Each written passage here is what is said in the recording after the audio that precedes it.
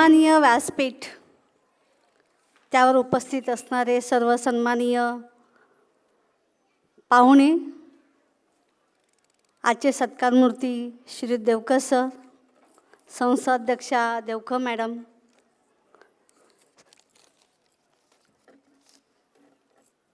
संस्था खजिनदार घाडगे sir, Kadam sir, Shirke sir, बरेच मान्यवर आज उपस्थित आहेत. निलेश सांबरे सर, लेखक अविनाश कुलकर्णी सर, निकेत सांबरे सर, प्रकाशक वाघमारे सर, सुभाष शिंदे सर, संगपाळ भाऊ, माझे आत्या, मामा, दाजी, ह्याच्या उपरोक्ष मराठी आणि इंग्रजी माध्यमाचे सर्व पालक, शिक्षकवृंद आणि विद्यार्थी, आज सार्थ अभिमान आहे की 22 जुलै रोजी मी एक विविध भूमिकेतून तुमच्यासमोर उभी आहे. आज देवकर सरांचा पुस्तक प्रकाशन सोहळा, या प्रसंगाचे उद्घाटन करताना मी त्यांची एक कन्या म्हणून इथे उभी आहे. मी त्यांना जन्मापासून पाहिलं आहे, अनुभवलं आहे. आपण त्यांचं यशाचं संपूर्ण यथोगाथा गेली 2-2.5 तास ऐकतोय, परंतु कौटुंबिक स्थितीतून पुढे जाताना एक वडील म्हणून, विद्यार्थी दशेत असताना एक शिक्षक म्हणून, व्यवस्थापक प्रशासकीय म्हणून, मुख्याध्यापक म्हणून, संस्थेतील संचालक म्हणून, संस्थेचे संस्थापक म्हणून सगळ्या भूमिका मी अगदी आवर्जून पाहिल्या आहेत, अनुभवल्या आहेत.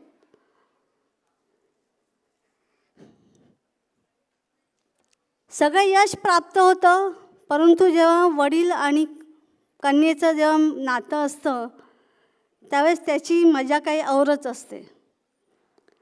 देवकर सरांनी वडिलांचं भूमिका बजावताना कधीच त्याच्यामध्ये कसर सोडली नाही.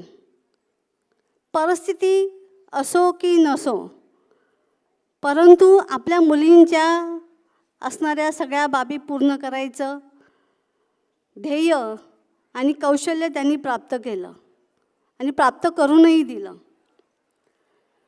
तसं बोलण्यासारखं भरपूर काही आहे. प्रत्येक मुलाचे आणि मुलीचे आदर्श व्यक्ती असतात. माझे 2 आदर्श व्यक्ती आहेत. प्रत्येकाच्या जीवनामध्ये हिरो असतो. माझे 2 हिरो आहेत. एक माझे वडील जे सदाशिव देवकर, आणि दुसरे हिरो म्हणजे घाडगे सर.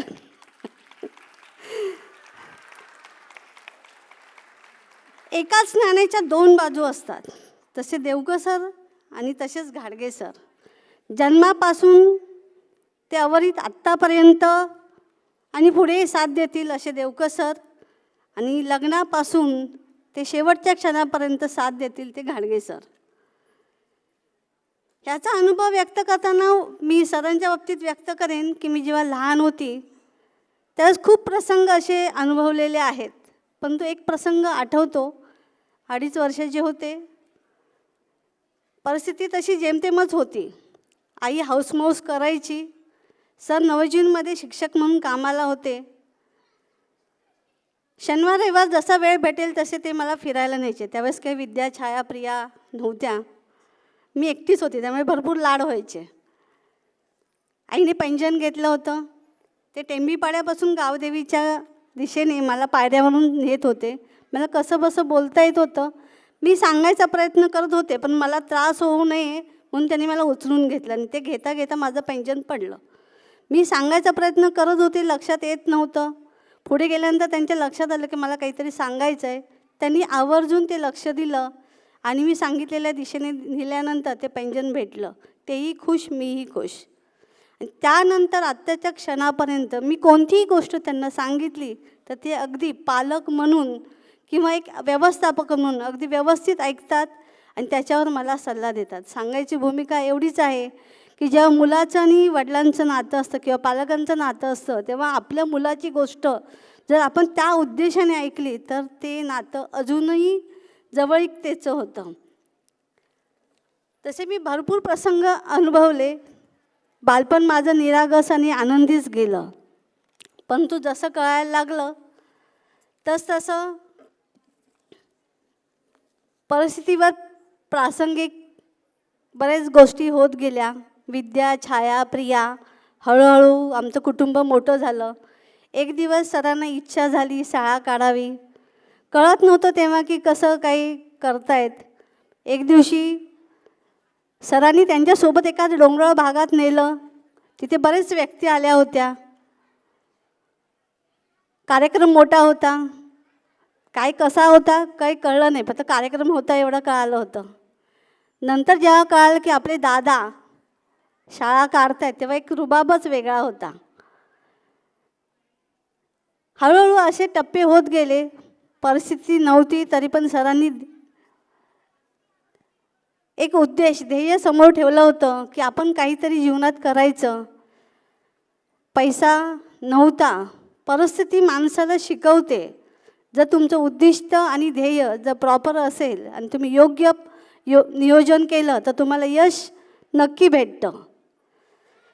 सरांचा एक सकारात्मक विचार हा त्यांना पुढे घेऊन जात होता. त्यांची जिद्द, चिकाटी या बळावर त्यांनी विविध माणसांना जवळ केलं. शाळा उभारणीमध्ये विविध लोकांनी त्यांच्या सकारात्मक विचाराला प्रोत्साहन देऊन त्यांना सहाय्य केलं. शिक्षकांना त्यांनी आपलेसं केलं आणि शाळा उभारणीचं कार्य केलं. एक वेळ तर प्रसंग असा होता की लहानपणी आम्हाला जेवताना कधी कमी पडू दिलं नाही. परंतु एक प्रसंग आठवतो, आई कधी कधी रेशनिंगच्या दुकानावर सुद्धा जायची आणि तिथून धान्य घेऊन यायची. दादा त्या दरम्यान मला 5-10 पैसे कधीतरी द्यायचे. आम्ही ते साठवायचो. कधीतरी गोळ्या बिस्किटं लहानपणाच्या आवडीप्रमाणे खायचो. परंतु त्यावेळेस आई थोडीशी निरागसतेने बोलली, गप्पा मारता मारता, की अरे बाळ, बाहेरचं जास्त खाऊ नये, घरातलं असेल तेवढंच खावं. त्या तेवढ्या प्रसंगावरून थोडंसं मी अभ्यासलं, लक्षात आलं. होते ते पैसे आईला दिले आणि नंतर आईने थोड्या दिवसांनी किराणा आणला आणि मग आमचं घर चालवलं. म्हणजे असे बरेच प्रसंग होते. जसं हे यशाचं स्वरूप दिसतं तसं त्याच्या मागचे हाल अपेष्टा पण भरपूर असतात. परंतु त्याच्यावर त्यांनी मार्ग काढत काढत पुढे आत्तापर्यंतचं एवढं विश्व निर्माण केलं. कुठेही गेलं तर जिद्द, चिकाटी ही महत्त्वाची. असे बरेच प्रसंग आहेत. मी एक त्यांची विद्यार्थिनी म्हणून पण आहे. 5वीमध्ये असताना, जसं लुईसने सांगितलं, तो माझा क्लासमेट आहे. 5वीमध्ये असताना ते आम्हाला इंग्लिश शिकवायचे अगदी 10वीपर्यंत. त्यांची शिस्त तर तेव्हा वेगळीच होती. घरातलं वडील म्हणून भूमिका वेगळी होती. ते फार लाड प्रेम करायचे, हौस पुरवायचे आहे त्या परिस्थितीमध्ये. परंतु वर्गामध्ये म्हटलं तर ते इतर विद्यार्थ्यांच्यापेक्षा आम्हाला जास्त कडक वागवायचे आणि त्याच्यामुळे आम्ही शिक्षणसुद्धा घेऊ शकलो. शिक्षण घेताना त्यांनी नेहमीच प्रोत्साहन दिलं. पुढे शिक्षण घेण्यासाठी प्रोत्साहन दिल्यानंतर आम्हीही कच खाल्ला नाही. त्या असणाऱ्या परिस्थितीवर मात करत आम्ही आमच्या परीने शिक्षण घेतलं. D.Ed. B.Ed. केलं आणि त्याच्यानंतरच सरांनी आम्हाला शाळेमध्ये शिक्षक म्हणून भूमिका दिली. लग्न योग्य वयात केलं. जे त्यांचे वडील म्हणून नात्याने जे काही त्यांचे सोपस्कार त्यांनी करायचे होते ते अगदी प्रामाणिकपणे त्यांनी केले. त्यांनी घर चांगलं राहावं म्हणून नेहमी सकारात्मक विचार दिला. परंतु आमचे कौशल्य जशी आहेत, जसे विचार आहेत, तशी तशी त्यांनी आम्हाला संधी दिली. मला आणि विद्याला शिक्षक म्हणून तर आमची छाया म्हणून बहीण होती, तिला सौंदर्यामध्ये आवड होती, तर तिला ते ब्युटी पार्लरमध्ये तिला संधी दिली. ती आज आमच्यासोबत नाही आहे. परंतु प्रिया हिला डॉक्टर बनवलं. म्हणजे कोणत्या व्यक्तीला कशी संधी द्यावी, कशा प्रकारे तिला धरून ठेवावं, हे त्यांच्याकडे अगदी कौशल्य होतं. शाळा साकारत असताना सुरुवातीच्या काळामध्ये बरेच शिक्षकांची रेलचेल होती. पगार नव्हते, परिस्थिती म्हणजे हालाकीची होती. जे शिक्षक टिकले ते छानच. थोरात सरांनी सांगितलं 500 रुपयामध्ये सुरुवातीला त्यांना पुढे यावं लागलं. परंतु सर कोणतेही शिक्षक आहेत तर त्यांचा कधीही चांगल्याच गोष्टी करायचा प्रयत्न करायचे. फक्त शिक्षकच नाही तर पालक, विद्यार्थी, नातेवाईक कोणाच्याही बाबतीत ते कसे चांगले घडतील हाच विचार होता. तेच त्यांनी पुढे नेलं आणि तेच आमच्यामध्येही रुजलं. तसं पाहायला गेलं तर हेच कौशल्य बघून जेव्हा त्यांच्याकडे इंग्रजी शाळा विभाग निर्माण करायची वेळ आली तर त्यांनी ते माझ्याकडे सोपवलं आणि मला एक ती जीवनातली चांगली संधी मिळाली. आज त्याच कौशल्याच्या जोरावर मी ह्या आर.एस. देवकर व्यवस्थापनाचं व्यवस्थापन करते आहे. सरांनी संस्थेला नाव महात्मा फुले एज्युकेशन दिलं, मराठी मीडियमला राजा शिवाजी म्हणून दिलं आणि देवकर मॅडमचा मोठा वाटा त्यांच्या कार्यात आहे म्हणून इंग्लिश मीडियमला आर.एस. देवकर हे नाव दिलं. आज त्यांच्या सगळ्या ह्या सहजीवनामध्ये त्यांचं यश पाहून आम्हाला अभिमान वाटतो. आणि विद्यार्थी आणि पालक मित्रांनो आणि इथे उपस्थित सर्व मंचावरचे सर्व पाहुण्यांना मी सांगू इच्छिते की मी अशा आईवडिलांच्या पोटी जन्मले, त्यामुळे आम्ही सतशा ऋणी आहोत. हे असंच त्यांचं आयुष्य आनंदी आणि सुखी जावो अशी ईश्वरचरणी प्रार्थना करते आणि असेच आमचे विद्यार्थी असेच पुढे घडत राहोत ही आम्हाला स्वबळाने इच्छा निर्माण होऊन पुढे यश मिळो एवढे बोलून मी माझे 2 शब्द संपवते. जय हिंद, जय महाराष्ट्र.